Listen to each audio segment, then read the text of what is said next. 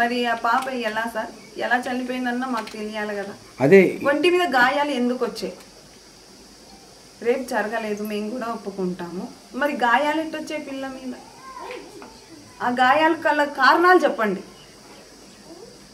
మరి డ్రెస్ లేకుండా లగ్నంగా ఎట్లా పడింది? మీకు తోడుబుట్టిన వాళ్ళు లేరా? మీకు తోడుబుట్టిన వాళ్ళు తల్లిదండ్రులు అమ్మగారు లేరా? మీరు కోపం చేసుకోరా చెల్లెళ్ళ మీద? ఏదన్నా చిన్న మిస్టేక్ మీ చెల్లెళ్ళు చేస్తే ఇంత దారుణంగా బట్టలు తీసి మరీ చంపుతారా? చెప్పండి. మేము అలాగే చేసుకుంటాము, మా ఇళ్ళలో ఇట్లా పద్ధతి ఉంది కాబట్టి మీరు కూడా అట్నే చేసినామని మాట్లాడతారా? మాట్లాడండి. కానీ దేవుడు అనేవాడు ఒకడు ఉంటాడు, నిజ నిజాలు తెలుస్తాయి. నా కూతురు ఎంత దుర్మార్గం, ఎంత దయనీయ పరిస్థితుల్లో చూసుకున్నామో మాకు తెలుసు. అలాంటి పరిస్థితే మేమే మాటలు పడుతున్నాం, మేమే మా పిల్లని చంపుకున్నామంటారా? మా పిల్లను మేము ఎక్కడో గండికోటకు తీసుకుపోయి 10 మంది నగ్నంగా అంత చెప్పుకోవాల్సిన అవసరం లేదు, ఇంట్లోనే చేసుకునే వాళ్ళం. మేము మా పాపను పోగొట్టుకొని మేము ఒక సిఐ ఒక ఎస్ఐని ఎంతముడి పెట్టుకొని తెల్లవార్డులు ఉండి గండికోటలో మొత్తం అన్నీ చూసి వాళ్ళ వెనకముండి సీసీ ఫుటేజులు మొత్తం A to Z అన్నీ చూసుకొని వాళ్ళ వెనకముడి ఉంటే ఇప్పుడు నేను మా సురేంద్ర మేము చేసినామని మా మీద నిందలు వేస్తున్నారు. అనవసరమైన ప్రెస్ అనవసరమైన టీవీలలో ఎక్కువ చేస్తున్నారు సార్. ఇది అసలు పద్ధతి కాదు. ఏ రిపోర్ట్లు రాలేదు, ఏమీ లేదు. నన్ను మా తమ్ముడిని మేమే చంపినామని చెప్తున్నారు. అది చాలా తప్పు.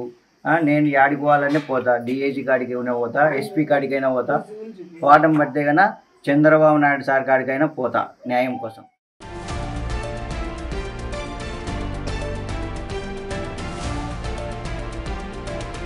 Breaking news. గండికోటలో అనుమానాస్పద మృతి చెందిన మైనర్ విద్యార్థిని తల్లిదండ్రులు సంచలన వ్యాఖ్యలు చేశారు. తాము మాట్లాడేది ఒకటి, మీడియాలో చూపించేది మరొకటని ఆవేదన వ్యక్తం చేశారు.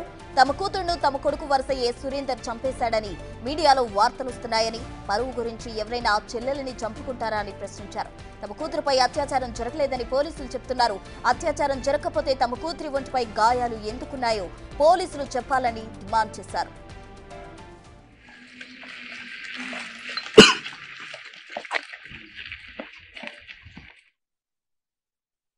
మరి ఆ పాప ఎలా సార్ ఎలా చనిపోయిందన్న మాకు తెలియాలి కదా. అదే ఒంటి మీద గాయాలు ఎందుకు వచ్చాయి? రేపు జరగలేదు, మేము కూడా ఒప్పుకుంటాము. మరి గాయాలు ఎట్టొచ్చాయి పిల్ల మీద? ఆ గాయాల కల కారణాలు చెప్పండి. మరి డ్రెస్ లేకుండా లగ్నంగా ఎట్లా పడింది? మీకు తోడుబుట్టిన వాళ్ళు లేరా? మీకు తోడుబుట్టిన వాళ్ళు తల్లిదండ్రులు అమ్మగారు లేరా? మీరు కోపం చేసుకోరా చెల్లెళ్ళ మీద? ఏదన్నా చిన్న మిస్టేక్ మీ చెల్లెళ్ళు చేస్తే ఇంత దారుణంగా బట్టలు తీసి మరీ చంపుతారా? చెప్పండి. మేము అలాగే చేసుకుంటాము, మా ఇళ్ళలో ఇట్లా పద్ధతి ఉంది కాబట్టి మీరు కూడా అట్నే చేసినామని మాట్లాడతారా? మాట్లాడండి. కానీ దేవుడు అనేవాడు ఒకడు ఉంటాడు, నిజ నిజాలు తెలుస్తాయి. నా కూతురు ఎంత దుర్మార్గం, ఎంత దయనీయ పరిస్థితుల్లో చూసుకున్నామో మాకు తెలుసు. అలాంటి పరిస్థితే మేమే మాటలు పడుతున్నాం, మేమే మా పిల్లని చంపుకున్నామంటారా? మా పిల్లను మేము ఎక్కడో గండికోటకు తీసుకుపోయి 10 మంది నగ్నంగా అంత చెప్పుకోవాల్సిన అవసరం లేదు, ఇంట్లోనే చేసుకునే వాళ్ళం. మేము మా పాపను పోగొట్టుకొని మేము ఒక సిఐ ఒక ఎస్ఐని ఎంతముడి పెట్టుకొని తెల్లవార్డులు ఉండి గండికోటలో మొత్తం అన్నీ చూసి వాళ్ళ వెనకముండి సీసీ ఫుటేజులు మొత్తం A to Z అన్నీ చూసుకొని వాళ్ళ వెనకముడి ఉంటే ఇప్పుడు నేను మా సురేంద్ర మేము చేసినామని మా మీద నిందలు వేస్తున్నారు. అనవసరమైన ప్రెస్ అనవసరమైన టీవీలలో ఎక్కువ చేస్తున్నారు సార్. ఇది అసలు పద్ధతి కాదు. ఏ రిపోర్ట్లు రాలేదు, ఏమీ లేదు. నన్ను మా తమ్ముడిని మేమే చంపినామని చెప్తున్నారు. అది చాలా తప్పు. నేను యాడికి పోవాలనే పోతా, డిఐజీ కాడికి అయినా పోతా, ఎస్పీ కాడికైనా పోతా, పోవటం బట్టే కన్నా చంద్రబాబు నాయుడు సార్ కాడికైనా పోతా న్యాయం కోసం. గండికోట అంశంపై పూర్తి వివరాలు మా ప్రతినిధి శివ అందిస్తారు. ప్రసూన గండికోట దారుణ హత్యకు గురైనటువంటి మైనర్ బాలిక వైష్ణవి కేసులో మాత్రం గంటకో మలుపు తిరుగుతుంది. అయితే ఇప్పటి వరకు కూడా లోకేష్ వైపు అన్ని వేళ్లు చూపించినప్పటికీ కూడా ఈ రోజు డిఐజీ మాత్రం తన ప్రెస్ మీట్ లో కొన్ని కీలక వ్యాఖ్యలు చేశారు.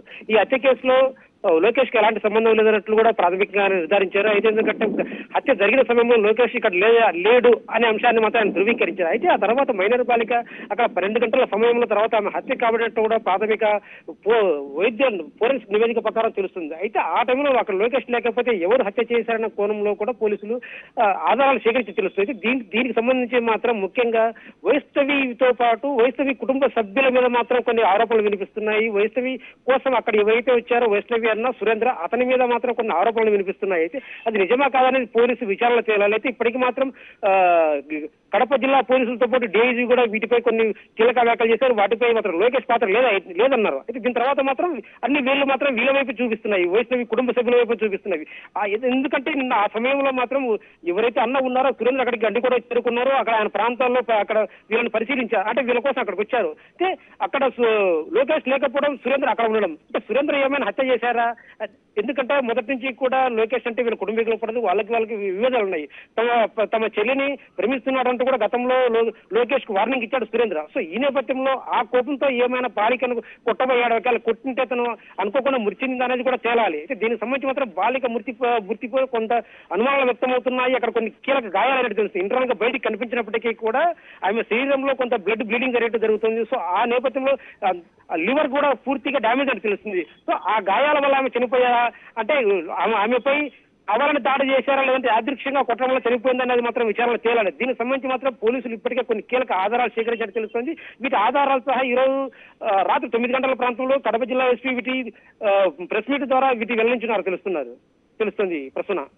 శివ, అయితే ఓవైపు ఆ బాలిక శరీరంపై గాయాలు లేవు, ఆ టైంకే వాళ్ళ తల్లిదండ్రులు అక్కడ ఉన్నారని ఓవైపు పోలీసులు చెప్తున్నారు. మరోవైపు బాలిక తల్లిదండ్రులు ఏమో దీనికి మాకు ఏం సంబంధం లేదు, టీవీలో ఒకటి వస్తుంది, మేము ఒకటి చెప్తున్నాము అని చెప్పి వాళ్ళు ఆవేదన వ్యక్తం చేస్తున్నారు. అసలు ఏంటి వాళ్ళ వాదన? ఇక్కడ బాలిక తల్లిదండ్రులు మాత్రం చెప్తున్నారు, అసలు మా పాప కోల్పోయిన బాధలో మేమున్నాము, మా పాపను చంపుకోవాల్సిన అవసరం మాకు లేదంటూ కూడా చెబుతున్నారు. అయితే దీనికి సంబంధించి కూడా బాలుడు తండ్రి కూడా ఎవరైతే లోకేష్ ఉన్నారో ఆమె కూడా మొదటి నుంచి చెప్తున్నారు.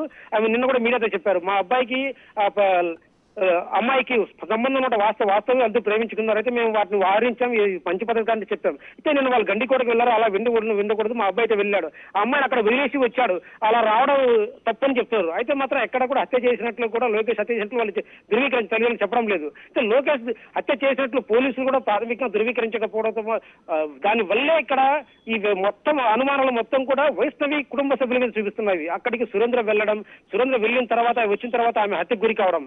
సో ఈ నేపథ్యంలో వీరిపై అనుమానం రావడానికి కూడా ఇది ఒక కారణంగా చెప్పవచ్చు ప్రసన్న.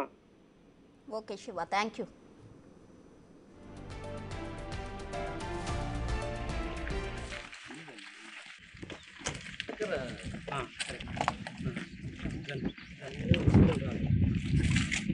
ప్రశ్న